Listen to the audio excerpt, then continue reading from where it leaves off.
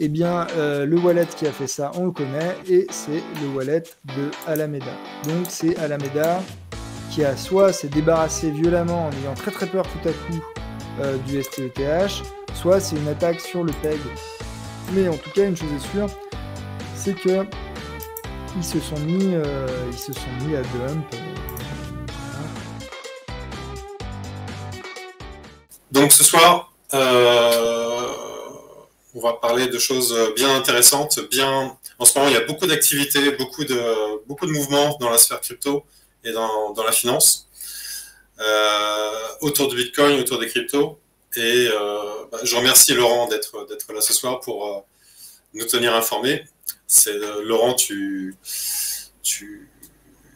aimes bien traiter ces sujets. Je sais bien que tu aimes bien chercher un petit peu la petite bête, chercher les petits détails croustillants qu'on ne pense pas forcément aller chercher et où aller les chercher. Donc ce soir, tu vas nous parler un petit peu de Celsius, un petit peu de un petit peu le backstage, de l'envers du décor, parce que je pense que tout le monde sait à peu près ce qui s'est passé avec le STETH et leur position de liquidation. Mais voilà, je pense que tu vas nous donner quelques détails supplémentaires intéressants. Et si je dis pas de bêtises, tu vas nous parler aussi de Grayscale. Je vais parler d'un petit peu tout ce qui est sous-jacent à toute cette histoire, ouais, à tout ce tous l'énorme mouvement qu'on voit en ce moment aux alentours des fonds d'investissement et des grosses entreprises crypto. Voilà, donc je me présente quand même. Je pense que la plupart des gens ne me connaissent pas, donc je m'appelle Laurent Nicolas. J'ai une chaîne YouTube qui est toute jeune qui s'appelle CoinSU, où je traite principalement de crypto, uniquement de crypto d'ailleurs, et uniquement dédié à ça. Et puis, voilà, ça fait un moment que j'alerte sur les risques systémiques sur le marché, notamment sur le dossier Terra Luna, où j'avais à peu près prévenu en septembre de ce qui allait se passer. Et puis, j'avais prévenu aussi, parce que c'était pas dur à prévoir et que je n'étais pas du tout le seul à le dire, que malheureusement, la catastrophe Terra Luna allait entraîner avec elle d'autres entreprises, et Celsius, malheureusement, en fait partie. Depuis le 12 juin, on ne peut plus retirer ses sous sur la plateforme. Voilà. Et effectivement, on en avait un peu parlé, on avait essayé de prévenir les gens. J'espère que ceux qui ont pu agir à temps ont agi. Et puis voilà, donc pour aller plus vite, pour essayer d'aller vite, parce que j'ai tendance, moi, à parler pendant des heures, vu que le sujet me passionne. En gros, en ce moment, il y a 3 trucs qui font que des boîtes comme Nexo sont en grosse galère. Alors déjà, je vais expliquer ce que fait Nexo. Nexo, c'est une boîte où vous leur donnez vos cryptos. Par exemple, vous avez du Bitcoin, plutôt que de les avoir dans un wallet Bitcoin classique, ou de les avoir sur un exchange chez Binance, etc. Vous pouvez les confier à Nexo, et Nexo vous promet en échange du yield. Là, je ne sais pas si on peut le voir sur leur... Je crois que Nexo, de mémoire, je crois qu'il propose 10%, 10% sur le stable, ce qui est beaucoup. Là, il propose 12 apparemment. Bon, 12%. Bref, faut voir. Donc, il propose du yield sur du stablecoin, sur du Bitcoin, sur Ethereum, sur tout un tas de trucs. Et c'est ça leur métier. Ils sont un petit peu comme une banque, mais dans le monde de la crypto. Donc, en fait, ils sont, on va dire, ce qui se faisait, ce qui était très, très populaire. C'est une boîte qui a démarré en 2017, avant la DeFi. C'est-à-dire qu'avant la DeFi, avant de pouvoir avoir les PancakeSwap, les AAVE, tous ces protocoles de trucs décentralisés qui permettent finalement d'avoir du yield sur ces crypto-actifs, eh bien, il y avait ce genre de boîte qui était très populaire. Il y a différents noms, il y a Nexo, il y a Celsius, etc. Bon, voilà. Et donc, du coup, aujourd'hui, il y a des gens qui continuent de leur faire confiance parce que déjà, ils affichent des gros rendements et aussi, c'est pas prise de tête. On envoie ces trucs et puis voilà. Le problème, c'est que quand c'est pas prise de tête et qu'on envoie ces trucs et voilà, bah, on fait confiance à une tierce personne. Et quand on fait confiance à une tierce personne, on ne sait pas vraiment concrètement ce qui se passe derrière les rideaux. Donc voilà pour leur business model. Et donc du coup, en ce moment, ce genre de boîte a 3 problèmes. Alors le premier problème, c'est le problème de Terra Luna. Beaucoup étaient exposés à Terra Luna. Forcément, ils offrent du yield sur des stablecoins, comme tu l'as dit, et des gros pourcentages. Donc, ils étaient, pour beaucoup d'entre eux, très exposés à Terra Luna et au protocole encore. Et on sait très bien comment ça s'est fini. Donc, pour beaucoup d'entre eux, ils ont complètement... ils se sont fait éclater là-dessus, quoi, très concrètement. Alors, on a, grâce à la blockchain, pas mal de transparence là-dessus. Et j'avais fait état dans cette vidéo-là du 29 mai de cet article de Namsen qui prouve finalement que... Attends, tu peux juste partager ton écran parce que là, je pense que tu l'as pas encore... Ah zut, j'ai pas partagé mon écran. Bon, bah effectivement, je voyais pas ce que je vous montre depuis tout à l'heure. Voilà, c'est bon. Excusez-moi. Donc, dans cette vidéo, effectivement, qui date du 29 septembre, je parlais de cet article de Namsen qui font de l'analyse on-chain et qui regardent un petit peu ce qui se passe. Et bon, bref, ils ont réussi à dox le wallet de différents gros acteurs et notamment celui de Celsius. Et on voit que Celsius, en fait, est parti juste à temps de Terra Luna, juste avant que ça plonge, quoi. Et donc, du coup, il y a une grosse histoire, il y a un gros drama par rapport à ça, parce que certaines personnes, comme FTX et d'autres gens qui soutenaient beaucoup le protocole Terra Luna, dont Three Arrows Capital, considèrent qu'ils les ont front-run, quoi. Alors que c'est pas un front-run, le truc allait se péter la gueule. J'en ai beaucoup parlé sur ma chaîne, j'en ai parlé, comme je disais, dès septembre. J'ai fait une annonce avant que ça se pète la gueule pour dire aux gens de partir, etc. Bon, bref, j'ai vraiment essayé d'alerter là-dessus sur les dangers de Terra Luna. Et Celsius a fait la même analyse que moi. Apparemment, ce sont des gens qui savent de quoi ils parlent, ils savent faire de l'analyse on-chain et ils sont partis à temps. Et voilà. Mais dans le milieu, on leur en a beaucoup voulu. Et voilà. Donc ils n'ont pas pris le bouillon là-dessus. Mais il y a 2 autres dossiers qui sont très chauds. L'un des dossiers les plus chauds, c'est celui dont je parle dans ma dernière vidéo. Je ne vais pas du coup rentrer dans les détails ici parce que ça nous emmènerait trop loin. C'est quand même c'est une explication que j'ai essayé de synthétiser au maximum et qui fait 37 minutes. Donc là, je vais vraiment donner simplement les grandes lignes. STETH, c'est un coin qui est fourni par Lido.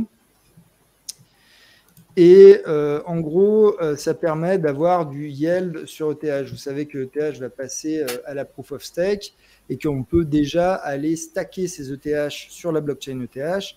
Et en ce moment, on gagne genre 4% quand on va les stacker. Simplement, quand on fait ça, il n'y a pas de retour en arrière possible pour l'instant. Et puis, il faut un sacré stock d'ETH aussi pour... Il en faut 32. Donc, il faut 32 ETH. Donc là, ça représente moins d'argent qu'à une époque. Mais ça représente quand même pas mal d'argent. Tous les investisseurs n'ont pas de ETH. Et par contre, c'est un voyage à sens unique. Quand on envoie ces ETH et on ne peut pas les retirer tant que la fonctionnalité Unstack ne sera pas mise en place. Et bien sûr, elle ne sera pas mise en place tant que la proof of stake, tant que ETH ne sera pas passé de proof of work à proof of stake. Et comme chacun sait, à chaque fois qu'on approche de la date qu'on nous avait dit précédemment, cette date est repoussée, donc on ne sait pas quand ça arrivera. Donc il faut avoir la foi pour le faire. Lido, ce qu'ils proposent, c'est de stacker des ETH et de vous donner en échange une sorte de coupon qui vous garantit que le jour où cette fonctionnalité sera disponible, vous pourrez l'échanger contre des ETH. Alors bien sûr, quand on est en bull run et que tout le monde est optimiste, ce qui se passe, c'est qu'on est à 1 pour 1, quoi. Mais là, depuis l'histoire de Luna, il y a du FUD et il y a une sorte de bonus à prendre le risque de faire ça. Et aujourd'hui, le marché l'évalue environ à 7%. Mais toutes les boîtes comme Nexo, ce genre de truc, pour eux, c'est du pain béni, quoi.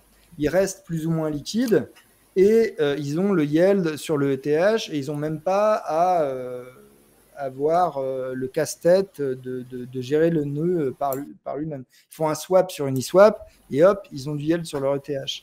Alors tout allait très bien avant le crash de Luna, on était à peu près à 1 pour 1 et c'était cool. Là, c'est le token exprimé en ETH. Hein. Donc, vous voyez qu'il est bien PEG et là, paf, il perd son DPEG. Et en perdant son DPEG, et bien, ça arrive conjointement au moment où les gens veulent retirer leur ETH de la plateforme de Celsius, par exemple. Et donc, du coup, ça veut dire que chaque fois que quelqu'un retire ses ETH de la plateforme de Nexus, eh bien, ils perdent, là, en ce moment, 6%. En plus de ça, ils doivent continuer de fournir le yield qu'ils promettent à leurs clients et malheureusement, le STETH a vaut moins. Donc, ils ont converti, on estime, environ 70% de leur ETH en STETH. Donc, sur 70% de leur ETH, qui représente une part énorme de leur fonds, eh bien, ils sont à 6% de perte et ils ont perdu surtout leurs sources qui leur permettaient de donner du rendement aux gens. Donc, c'est très, très grave pour eux, évidemment. Et donc, c'est l'une des raisons pour laquelle, dès le 12 juin, ils ont été obligés de dire à leurs clients, bon, les retraits, c'est fini pour le moment, quoi. Et ça, évidemment, c'est ce qui s'appelle être insolvable. Alors, il y a deux types de manières d'être insolvable. Il y a avoir perdu les fonds et il y a le fait que les fonds ne soient pas accessibles pour le moment, mais existent toujours et ont toujours la valorisation qu'ils sont censés avoir.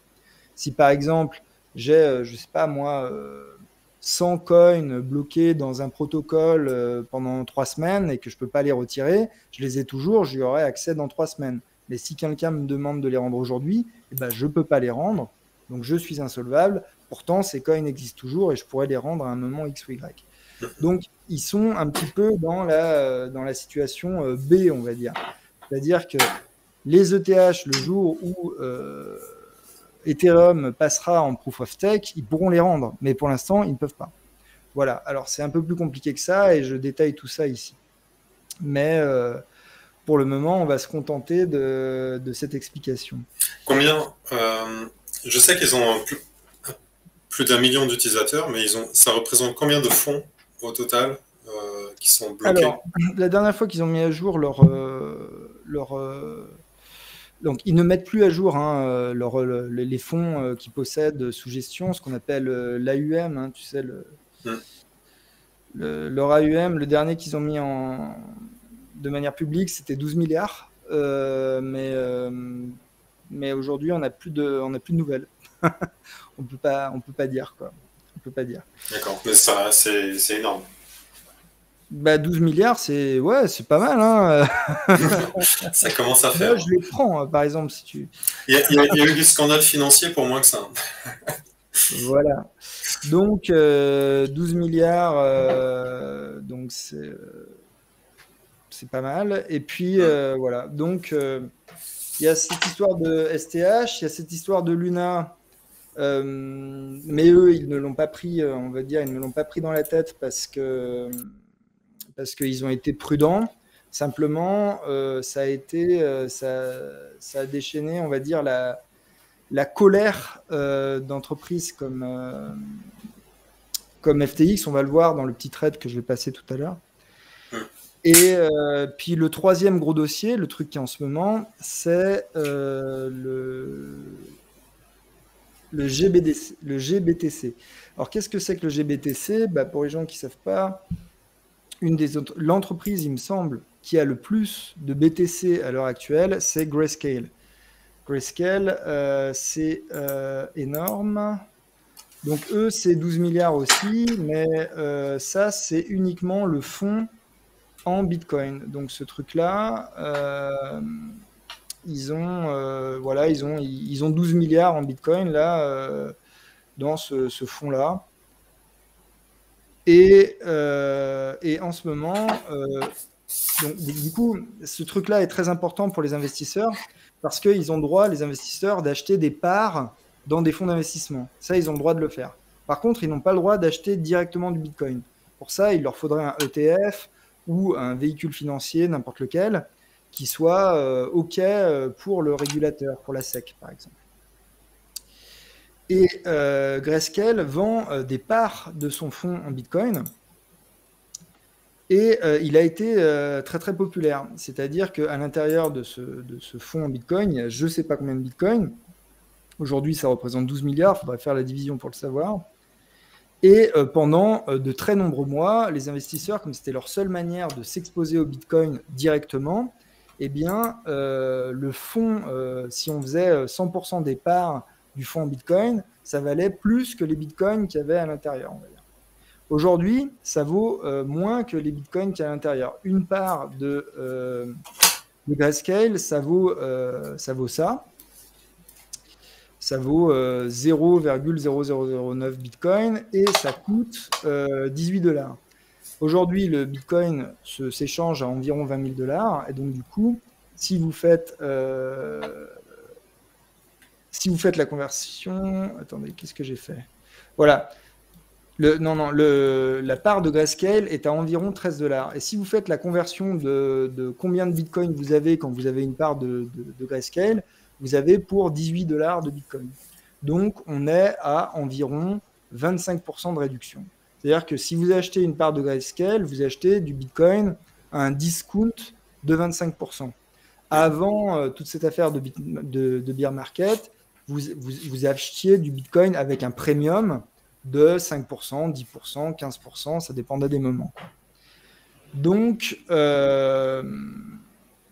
pour des entreprises comme Celsius ou d'autres, comme Three Arrows Capital par exemple, ce sont des gens qui étaient exposés à ça. Pourquoi? Parce que quand ils ont vu un discount sur Bitcoin, alors pour Three Arrows, on en est sûr, pour Celsius, on ne sait pas. Ils se sont jetés dessus en se disant du Bitcoin à 25% de réduction, franchement les gars, c'est pas tous les jours. C'est génial quoi, on va en prendre et voilà. D'autant plus qu'il y avait une rumeur, enfin disons que Grayscale avait comment dit-on en français déjà, avait soumis une candidature pour devenir un ETF. Et à partir du moment où ils deviennent un ETF, bon, leur fonds en GBTC, là, il s'échange à 1 pour 1 et puis c'est tout, quoi. C'est sûr et certain. Il y a plus de... C'est un ETF, donc le but d'un ETF, c'est de valoir 1 pour 1, quoi. Ouais, c'est un miroir. Et si jamais ils sont régulés par la SEC, etc., ça s'échangera à 1 pour 1 et puis c'est tout. Donc on allait passer de 13 à 18 comme ça, tout à coup en un claquement de doigts. C'était 25% facile à faire et beaucoup de fonds d'investissement crypto, notamment, certainement, peut-être Celsius, s'y sont exposés et malheureusement, eh bien, on leur a dit non, vous ne serez pas un ETF. On a dit à Grayscale non, vous ne remplissez pas les conditions, etc., etc. Et donc, du coup, eh ben, il n'y a toujours pas d'ETF Bitcoin. Et malgré le fait que cette part vaut effectivement 18, pour l'instant, elle s'échange à 13. Et c'est comme ça. Et pourquoi elle s'échange à 13? Et ben parce que c'est le marché estime que certainement le Bitcoin va baisser. Et donc, du coup, c'est l'offre et la demande. Et ça vaut 13 pour le moment, quoi. Donc voilà les trois trucs qui font que Celsius a de grandes chances de se péter la gueule. Enfin, est devenu insolvable. Enfin, depuis le 12 juin, arrêter les retraits.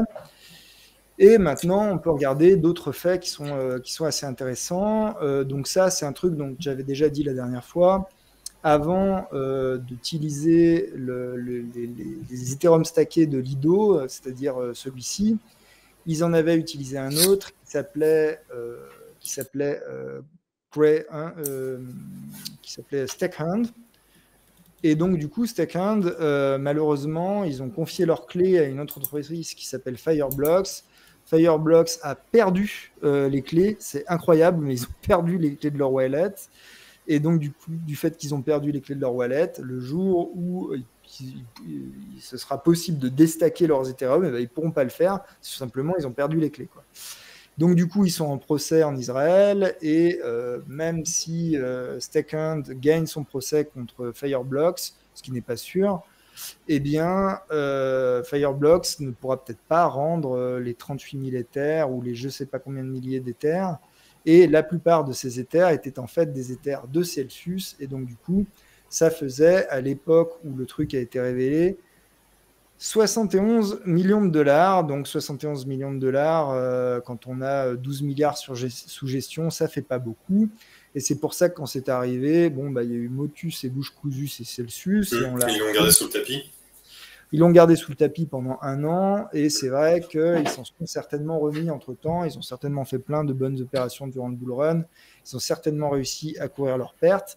Mais ça nous apprend que quand il y a un problème dans ce genre d'entreprise, eh ben, on met ça sous le tapis et jusqu'à ce qu'on soit insolvable, quoi. Et on ne prévient pas les clients qu'il y a un problème, évidemment, pour ne pas provoquer de bank run, quoi. Bref. Après, je ne pense pas que ce soit propre uniquement à Celsius. Toutes les entreprises ont tendance à ne pas faire de publicité de mauvaise gestion. J'ai 2 conclusions que j'ai notées sur mon papier que je voudrais dire en fin de présentation. Si il y a des questions, on peut les prendre tout de suite. Pour l'instant, non. Mais je n'hésiterai pas à te... Je vais continuer mon petit tour d'articles de presse que j'ai sélectionné. Alors, il faut savoir qu'il y a une très bonne chaîne anglophone, malheureusement, de crypto, là, qui a sorti il y a quelques heures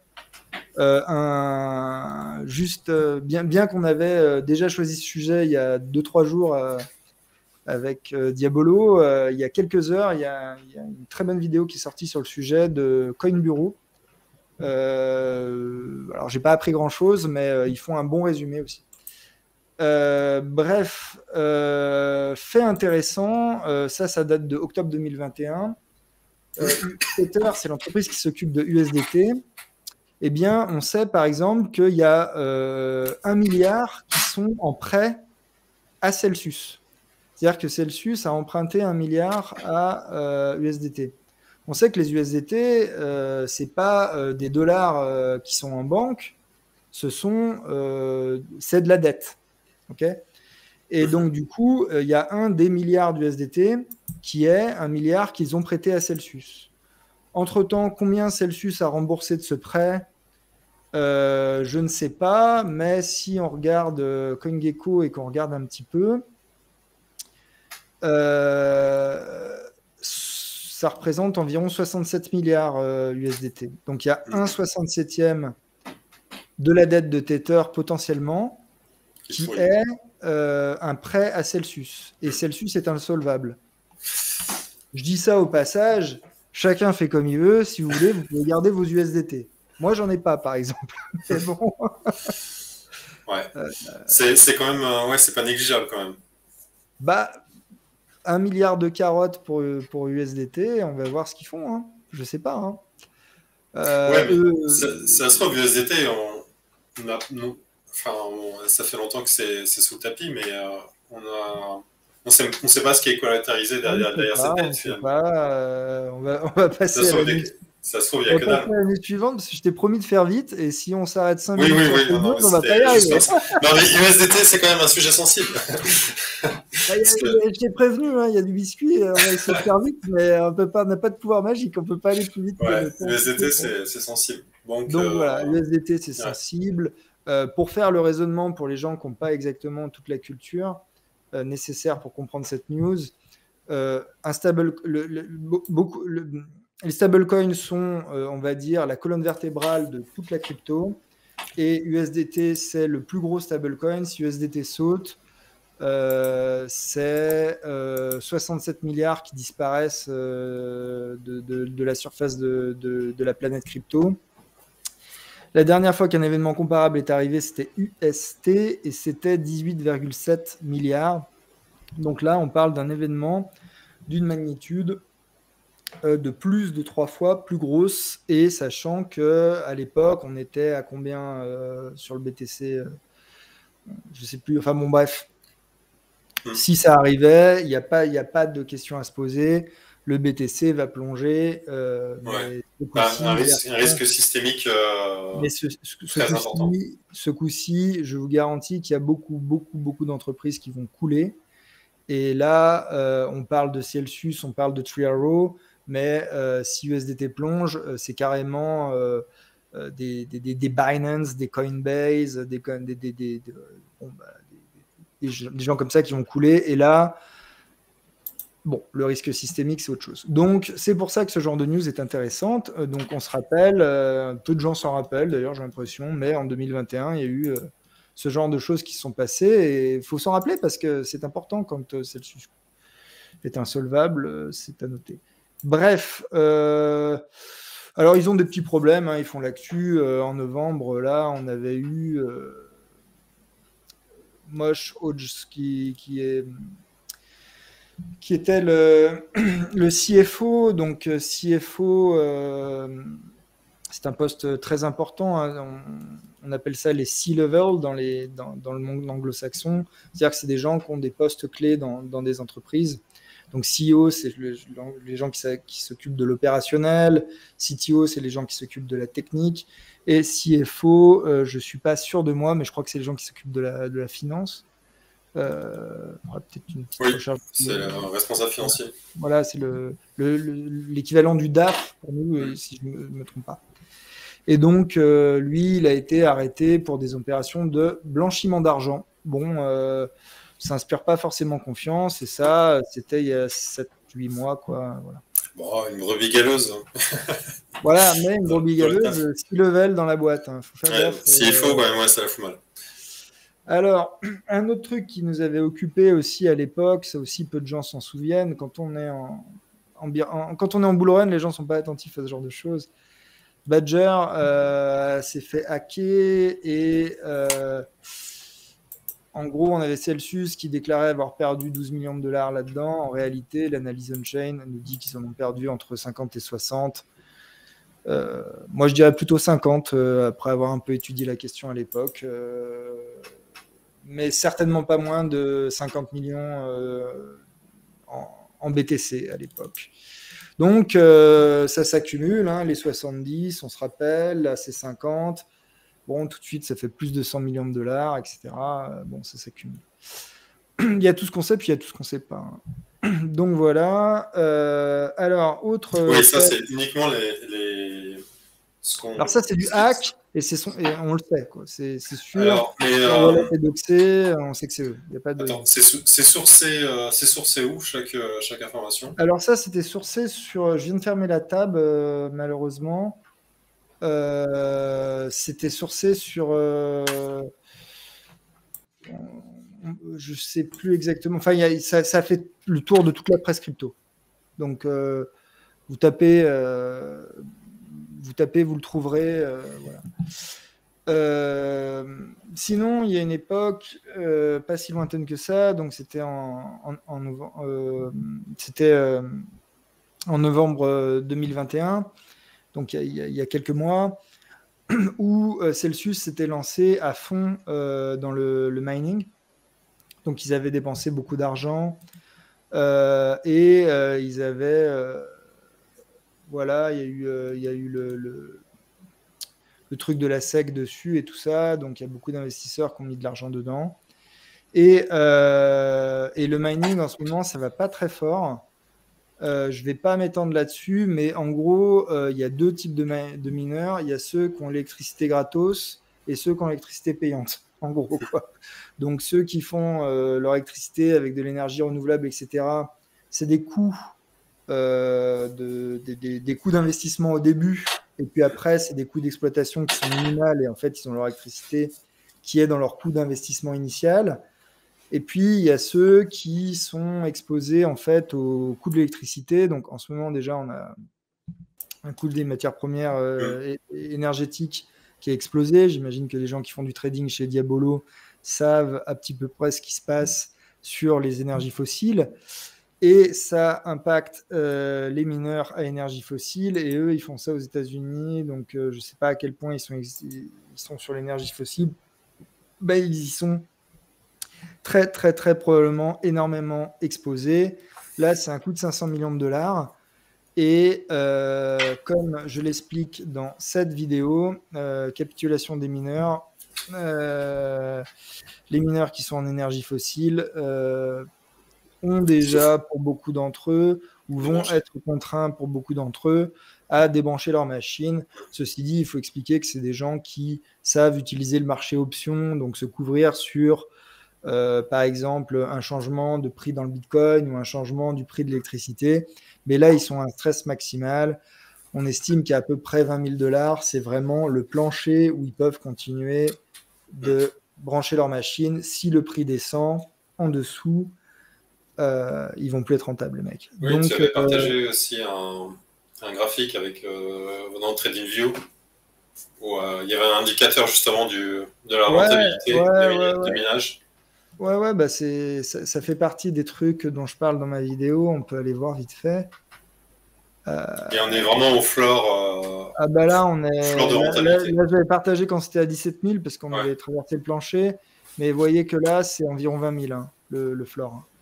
Donc voilà, bon, c'est intéressant. Et justement, j'avais interpellé cette Gouspillou pour qu'il me donne, parce que c'est un mineur très très connu en France, pour qu'il me donne le floor. Il est de la première catégorie. Et lui, il me répond, c'est 0 centime, parce qu'en fait, il est dans la première catégorie. Ouais. Donc, j'ai pas eu l'info, mais il a donné d'autres informations. Je crois qu'il s'emballait grave.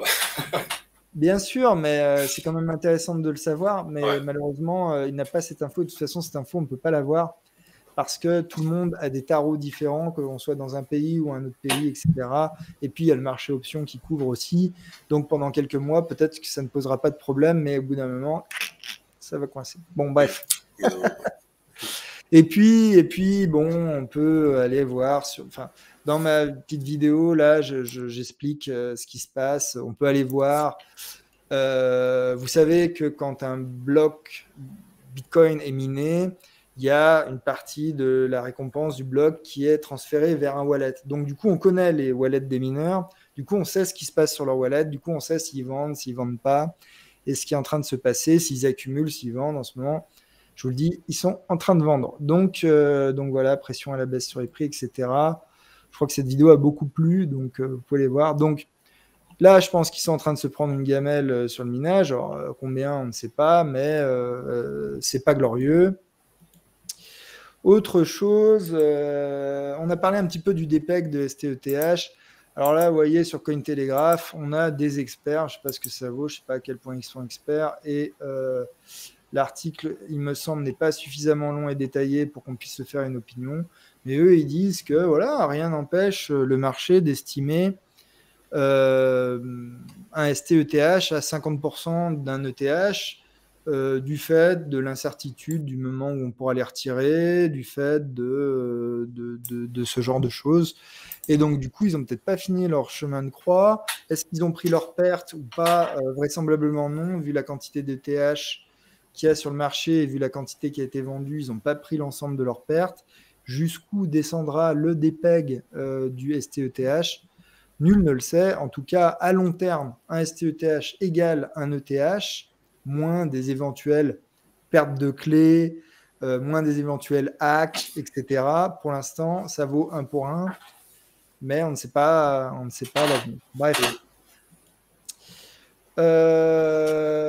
Voilà. Ça, est-ce que j'en parle? On va passer. Tu voulais parler d'un peu de FTX aussi. Il y avait FTX qui. Voilà, on va aller directement dans les rumeurs, dans les ragots. Les ragots, on aime quand même. Ouais, c'est le moment où on peut sortir les popcorn. Alors, petit graphique intéressant. Je l'ai là ici aussi. Ouais, enfin bon, bref, là j'avais directement fait le screenshot, c'était pas mal. Alors là, il faut être attentif à ce qu'on voit à l'écran. Donc, on voit le prix du Lido, du stack Ethereum qui se trade à peu près à 1 pour 1, bien qu'il avait commencé à peu près à des pegs. On était à moins 2% à ce moment-là. Et là, on voit des énormes volumes très inhabituels aux alentours du 9 juin. Et le truc chute jusqu'à moins 7%, puis il remonte. Là, il est environ à moins 5, moins 6. Donc on se dit, qu'est-ce qu'il y a? Est-ce que c'est une panic sell? Est-ce que c'est une attaque dirigée contre quelqu'un? Et on a beaucoup de biscuits pour penser que c'est une attaque dirigée contre quelqu'un et notamment dirigée contre Celsius, dont on a appris qu'ils étaient très très exposés à l'ST-ETH, comme on le sait. Il y a à peu près 70% de leur Ethereum qui sont sous cette espèce de véhicule. Et on a un gars, Plan C, qui a fait une enquête très intéressante. Et il avait même renommé son compte Plan C NFA Sell Short Squeeze. Pourquoi Sell Short Squeeze? Eh ben, ça fait référence, si vous vous rappelez, au fameux short squeeze de zut, quel était le nom de cette entreprise? Je connais que elle. Le fameux short squeeze. En rapport avec le film? Non, en rapport avec zut. Aïe, aïe, aïe. Ne dis pas que j'ai oublié ce nom. Cette entreprise de jeux vidéo Brick and Mortar là, qui avait été. Bon, ça reviendra plus tard. Oui, ça reviendra plus tard. Bon, bref. Donc, le célèbre short squeeze qui avait été provoqué par la communauté Internet. Bref. Ah, ça m'énerve de ne pas me rappeler de ce nom. Bon, bref, peu importe. Bon, bref, il avait renommé son compte comme ça parce qu'il avait identifié cette attaque contre Celsius de la part on va dire, des gens qui le détestent, qui détestaient Celsius, du fait qu'il avait retiré ses UST au bon moment, et ces gens-là considèrent que c'est un front run et que c'est une trahison de la part de la famille des crypto funds. Moi, je considère qu'ils se sont juste barrés au bon moment et qu'ils ont bien fait, mais tout le monde ne voit pas sous cet œil. Alors, qu'est-ce qui s'est passé? Eh bien là, on a plein d'éléments très, très intéressants. Donc déjà, voilà, là, on nous dit, voilà, bon, ils sont partis à temps. Et pendant ce temps-là, Alameda, qui est l'entreprise qui est derrière FTX, eux... GameStop pour le nom. Voilà, c'était GameStop. Merci à CryptoQuack. Et comment j'ai fait pour oublier GameStop? Bon, bref, voilà. Donc, il s'était renommé comme ça en référence à GameStop en disant le Cell Token va peut-être faire un short squeeze, etc. Bon, bref. Depuis, c'est re-renommé, il ne s'appelle plus comme ça. Donc, peut-être qu'il a changé d'avis, on ne sait pas. Enfin, peut-être qu'il a changé d'avis, pas sur les trucs dont on est en train de parler ici, mais peut-être qu'il a changé d'avis sur le fait du Cell Token et de son price action. Bref. Donc, Alameda Recherche, Alameda, eux, continuaient de soutenir UST. Au moment où il y avait eu le tour de table, Celsius était, on va dire, dans les potentielles personnes qui allaient mettre ce fameux fonds d'investissement de 1,5 milliard pour soutenir le token. On se rappelle de ce qui s'était passé cet hiver avant l'effondrement de Luna.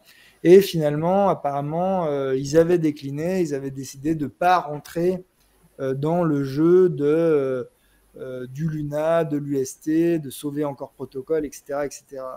Bref, ils ne voulaient pas jouer là-dedans. Ils n'ont pas réussi à se faire convaincre par le tour de table, alors que Alameda et Jump, eux, ont mis pas mal d'argent. Alameda, je pense qu'ils ont mis 500 millions dedans. Bref. Donc voilà, les choses continuent et il faut savoir que Celsius est détesté par les institutionnels, Wall Street, etc., parce qu'ils ont frontalement déclaré en 2017, dès le début de leur entreprise, nous, on est là pour remplacer les banques. Les banques, c'est un vieux système qui ne marche pas, et nous, on va faire une boîte qui ressemble à une banque, mais tournée crypto, on va offrir des meilleurs yields aux gens, on va être une meilleure opportunité pour les gens.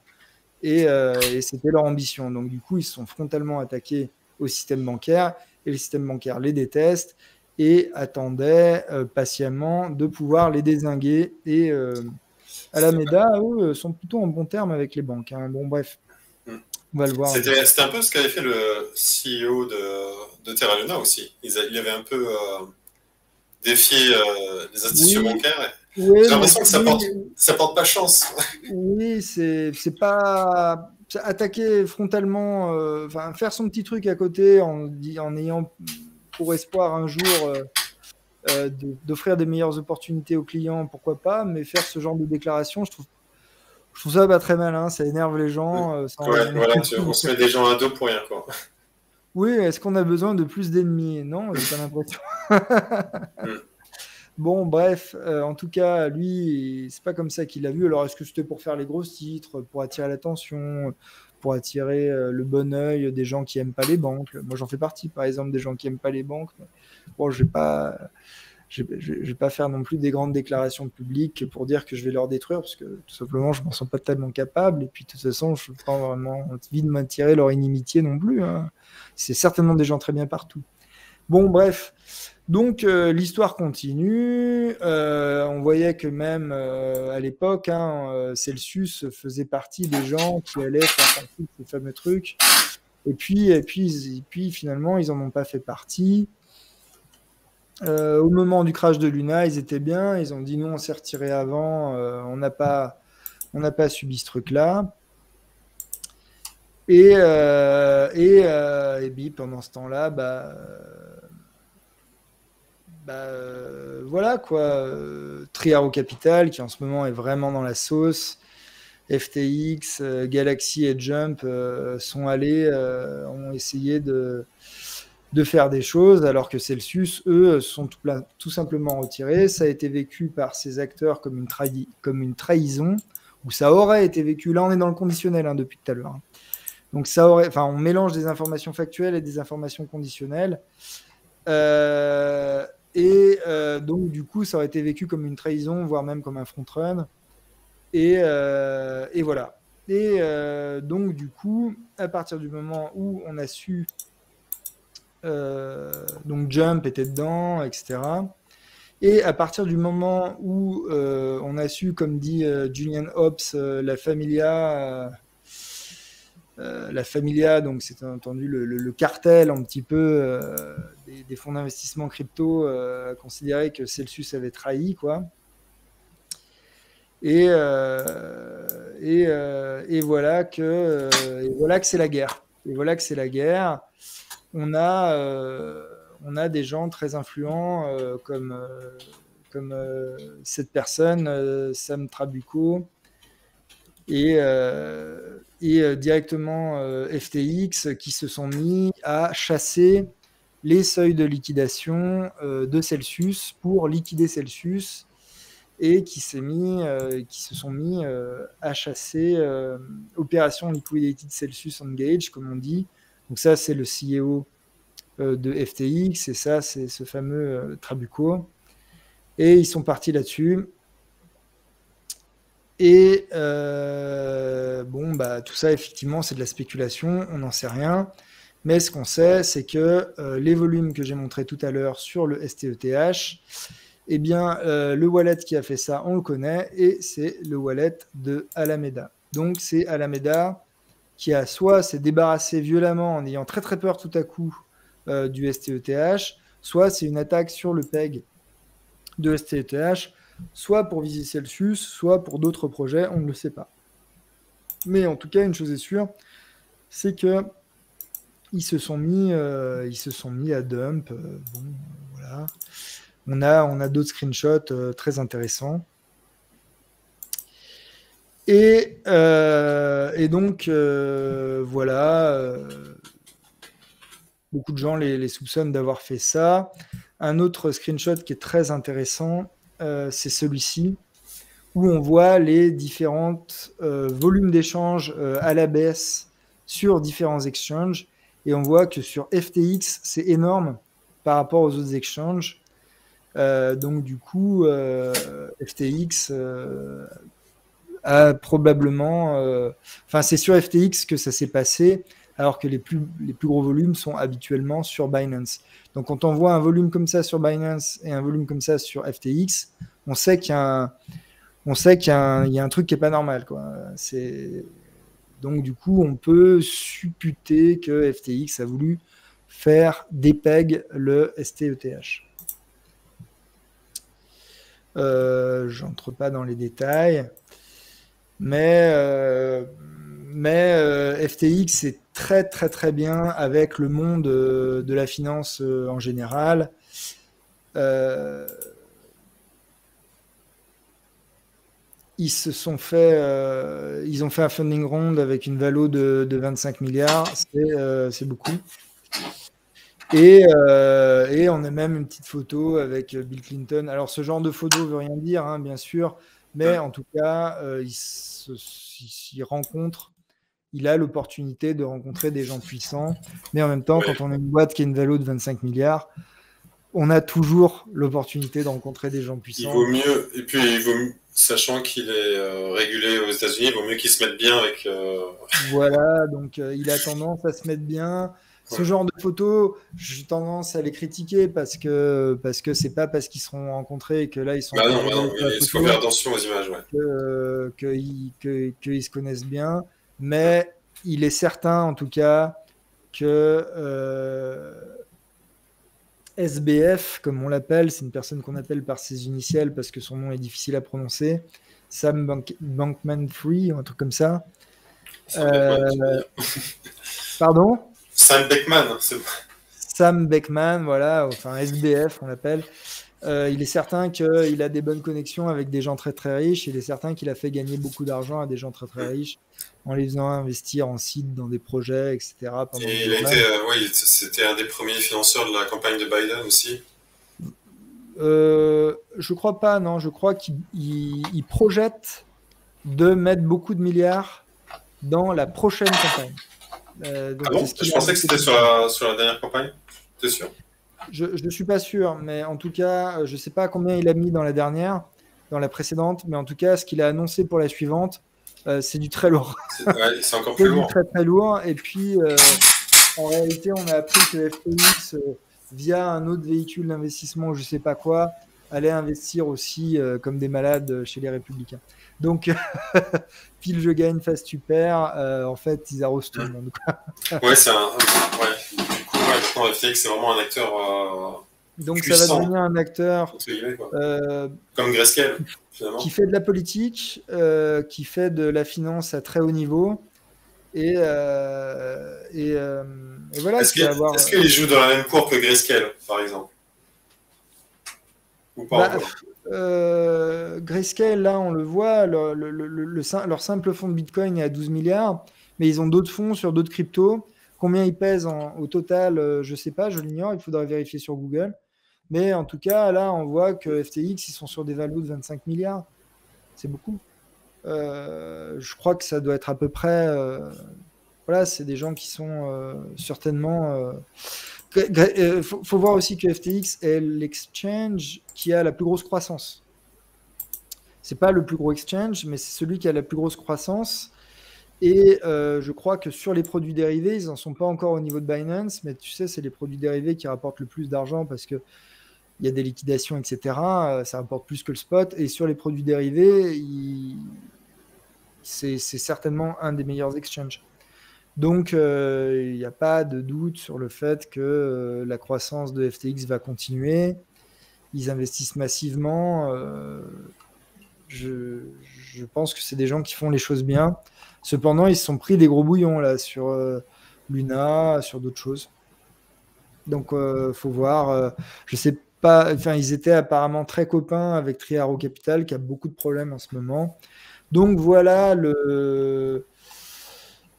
pour les ragots, il est possible, on a pas mal de preuves, soit de preuves factuelles sur la blockchain qui corroborent des hypothèses et c'est des preuves qui vont un petit peu toutes dans le même sens. En tout cas, si FTX voulait la peau de Celsius, il s'y prendrait pas autrement.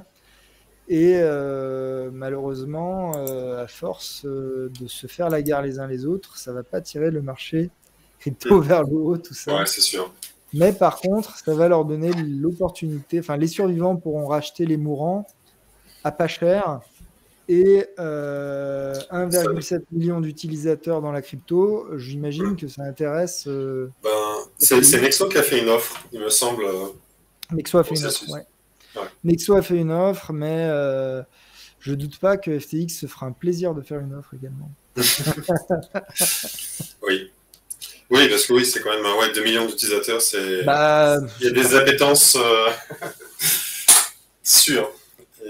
Et qu'on voit que le coût d'acquisition. Un AUM qui était à 12 milliards aux dernières nouvelles. Donc, il y a, pour des fonds qui ne sont pas accessibles plus tard, mais qui seront accessibles dans le futur, si tu as de la bankroll et que tu peux les acheter à pas cher pour pouvoir les cash out plus tard, pourquoi pas? C'est de la crypto discount. Faut voir à quel point elle est discount.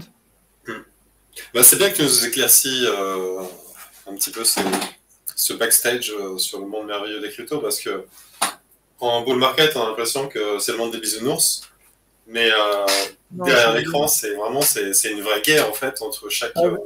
Alors moi, j'ai deux enseignements par rapport à ça. Que je voulais dire. J'hésitais à les dire en introduction, en conclusion, mais je pense qu'en conclusion, du coup, c'est plus ouais, pour la conclusion, parce que ça fait déjà 1 heure qu'on est, voilà, donc dessus, alors qu'on avait dit une demi-heure. Ouais, à la base, mais c'est tellement intéressant. J'ai essayé de faire vite, mais bon. Donc, deux conclusions très intéressantes. Si vous vous rappelez le discours qu'il y avait il y a 2 ans, 1 an et demi, on nous disait l'arrivée des institutionnels dans la crypto va diminuer la volatilité dans le marché crypto et va apporter de la maturité au marché crypto. Moi, ce que je constate, c'est que l'arrivée des institutionnels dans le monde de la crypto, c'est encore plus de dramas, et des dramas avec des encore plus gros chiffres et des dramas qui sont pas différents. Celsius, c'est une entreprise régulée, FTX, c'est une entreprise régulée. Tous ces gens-là sont régulés. Donc, ce n'est pas l'absence de régulation qui provoque le boxon dans l'univers de la crypto. Les investisseurs institutionnels, c'est pas égal du tout à un marché mature. C'est ce qu'on voit. En fait, un marché mature, c'est un marché qui est plus dur à bouger parce qu'il est plus gros, tout simplement. Je pense que ce qui apportera la maturité dans le marché crypto, c'est une market cap 5 fois, 10 fois plus élevée, si jamais un jour ça arrive, et moi je pense que ça arrivera. Là, on aura plus de maturité. Mais les institutionnels ne sont pas des acteurs plus vertueux, et ce pas des acteurs qui font moins n'importe quoi que les autres. On l'a vu avec Luna, ils se sont pris des gamelles énormes, alors que un gars comme moi, tout seul dans son bureau, peut auditer la chose et savoir ce qui va se passer. Donc, c'est des gens qui n'investissent pas dans des spécialistes de la blockchain pour auditer les projets, etc. Ce sont des gens qui sont complètement pilotés par l'appât du gain, quoi. C'est tout. Donc, voilà ce que j'avais à dire sur les institutionnels et sur la régulation. Ne croyez pas que la régulation va amener quelque chose sur le marché de la crypto. D'autre part, ce qu'on peut dire de la DeFi, c'est que ça amène de la transparence. Il y a tout un tas de choses qu'on sait du fait des informations on-chain.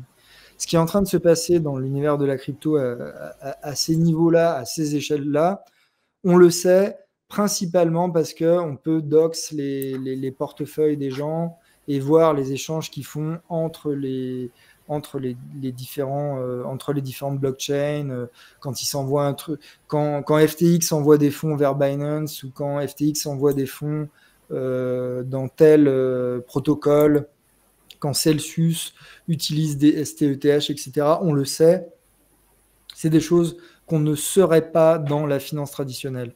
Et tout ça, en fait, la conclusion de tout ça, c'est que la blockchain, c'est plus de transparence. Et étant donné que c'est plus de transparence, c'est quelque chose qui est plus efficace, à mon avis, que la finance traditionnelle. Et donc, du coup, qui est plus, qui est de meilleure qualité. Les acteurs de la finance traditionnelle ne sont pas plus vertueux, ils ont tout simplement plus de lois, mais dès qu'ils en ont l'occasion, ils font n'importe quoi. On le voit en ce moment dans le SP500, tout simplement. Et donc, du coup, ce qu'on peut dire, c'est que la DeFi, à mon avis, est supérieure au marché traditionnel. Il y aura beaucoup de projets scam, etc. Mais un truc comme AAVE ou un truc comme des projets vraiment, on va dire, qui font pas n'importe quoi, qui font pas du scam, qui font pas du Ponzi, c'est mieux que la finance traditionnelle parce que tout simplement, il y a plus de transparence. Bon, voilà ce que je voulais dire, quoi. Ouais, chacun a ses avantages, ses inconvénients. Là, on vient de dire, il y a tel scandale, tel scandale, tel scandale, tel scandale, et on a envie de mettre la crypto à la poubelle. Et en fait, moi, je pense que ce qu'il faut dire, c'est plutôt l'inverse. En fait, c'est que on a besoin de plus de transparence parce que là, tout ce qu'on apprend, c'est que ce qui se passe derrière le rideau est pas très très joli, quoi. Donc, plus de transparence égale, on sait ce qui se passe derrière le rideau. Voilà ma conclusion, ma petite conclusion. Oui, oui, oui. Merci, merci. On va rester sur cette conclusion. Et écoute, on se refait ça prochainement, rapidement. Et je pense que c'est pas les sujets qui vont manquer ces semaines, Voilà, ces semaines à venir. là, comme tu le vois, on a survolé et j'avais peut-être un petit espoir qu'on puisse toucher quelques mots sur Three Arrows Capital, mais c'est même pas enfin, ça nous amènerait à 1 heure de discussion supplémentaire. Donc, pour une prochaine fois, peut-être, ou les gens pourront les trouver sur Google, ou j'en parlerai peut-être sur ma chaîne YouTube. Abonnez-vous à ma chaîne YouTube si vous voulez. On rappelle, la chaîne YouTube, c'est CoinSU. Ouais, sur YouTube. c'est ça. Ok, des vidéos où tu rentres vraiment dans les détails. Et voilà. Ouais, bah là, les vidéos qui sont vraiment en rapport avec ce qu'on vient de parler, c'est la dernière qui est sortie il y a 3 jours et celle qui est sortie sur le minage il y a environ 11 jours, apparemment. Bon, bah, il y a beaucoup d'infos très utiles sur tout ça. Voilà. Super. Ok, merci Laurent. Et, merci à toi de m'avoir invité et puis bah, on se retrouve. C'est un plaisir. Merci. Salut. Salut.